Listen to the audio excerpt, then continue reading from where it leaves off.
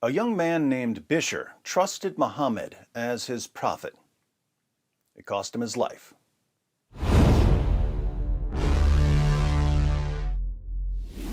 Let's continue our logic tutorial with another example of the argument form called modus tollens.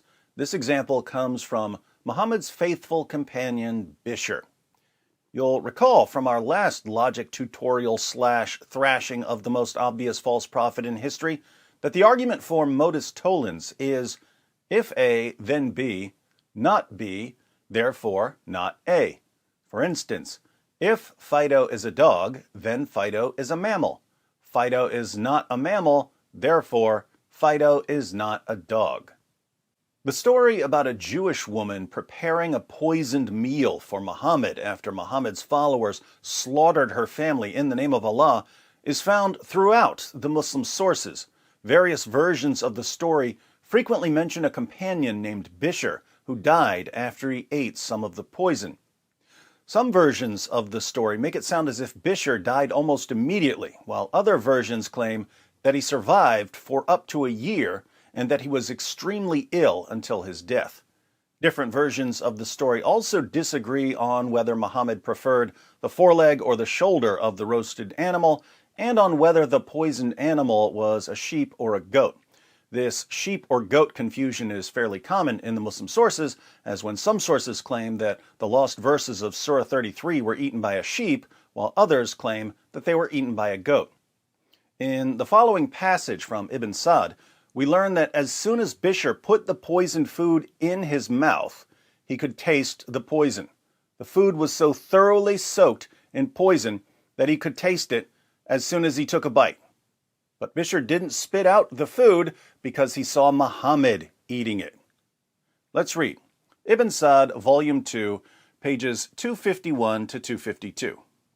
When the Apostle of Allah, may Allah bless him, conquered Khaybar and he had peace of mind, Zaynab bint al-Harith, the brother of Marhab, who was the spouse of Salam ibn Mishkam, inquired, "Which part of the goat is liked by Muhammad?" They said, "The foreleg."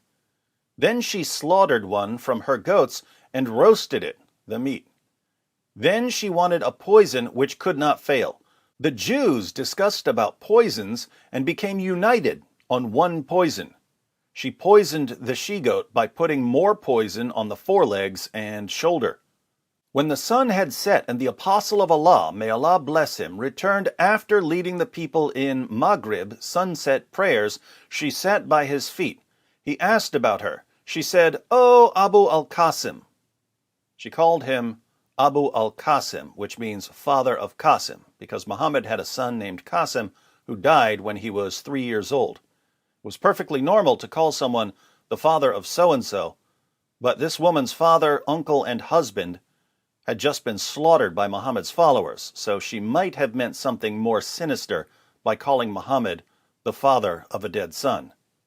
So she says, "Here is a present which I wish to offer to you." The Prophet, may Allah bless him, ordered it to be taken, because it's always a brilliant idea to accept a gift from a woman whose family you just slaughtered. It was served to him and to his companions who were present, and among those who were present was Bishr ibn al-Bara ibn Marur. Then the Apostle of Allah, may Allah bless him, said, "Come closer and have night meal." The Apostle of Allah, may Allah bless him, took the foreleg, a piece of which he put into his mouth. Bishr ibn al-Bara took another bone and put it into his mouth. When the Apostle of Allah, may Allah bless him, ate one morsel of it, Bishr ate his, and other people also ate from it. Then the Apostle of Allah, may Allah bless him, said, "Hold back your hands, because this foreleg," and according to another version, the shoulder of the goat, "has informed me that it is poisoned." Thereupon Bishr said, "By him who hath made you great, I discovered it from the morsel I took. Nothing prevented me from emitting it out, but the idea that I did not like to make your food unrelishing. When you had eaten what was in your mouth, I did not like to save my life after yours, and I also thought you would not have eaten it if there was something wrong. Bishr did not rise from his seat, but his color changed to that of telsan, a green cloth. For a year, the pain did not permit him to change his sides, but with the help of others, and then he expired. According to another version, he died before leaving his seat.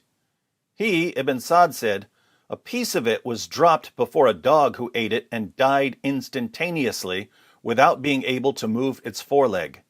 The apostle of Allah sent for Zainab bint al-Harith and said to her, "What induced you to do what you have done?"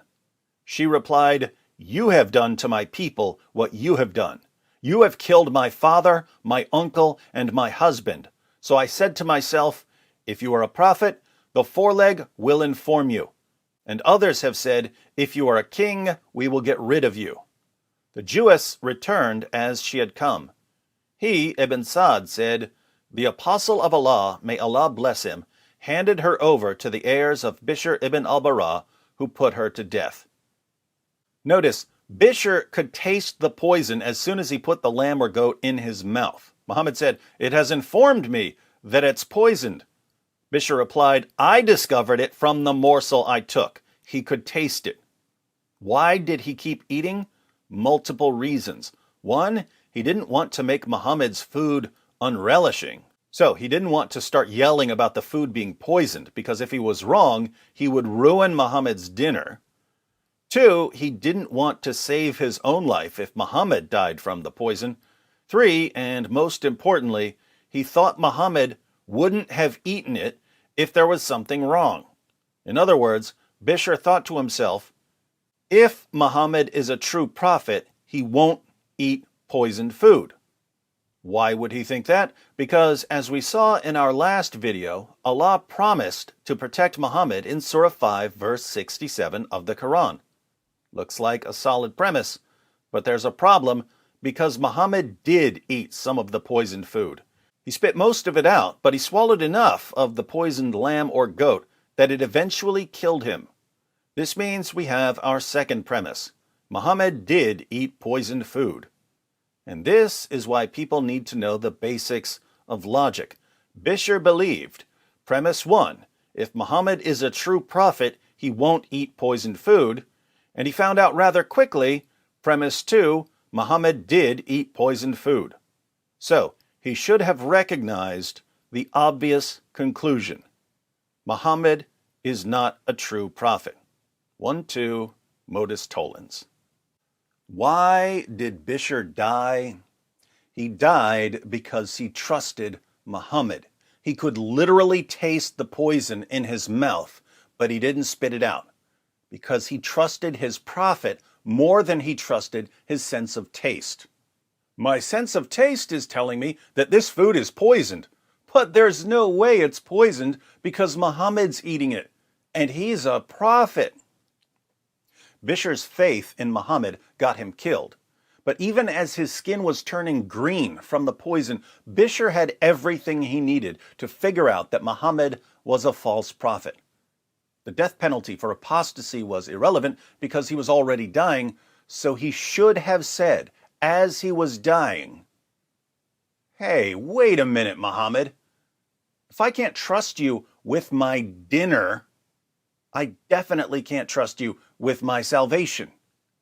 If you can't figure out what's waiting for us in our food, how could you possibly know what's waiting for us in the afterlife?" It just backfired on you. It just backfired on you. This is a part of a religion. There's a reason to it. Yeah?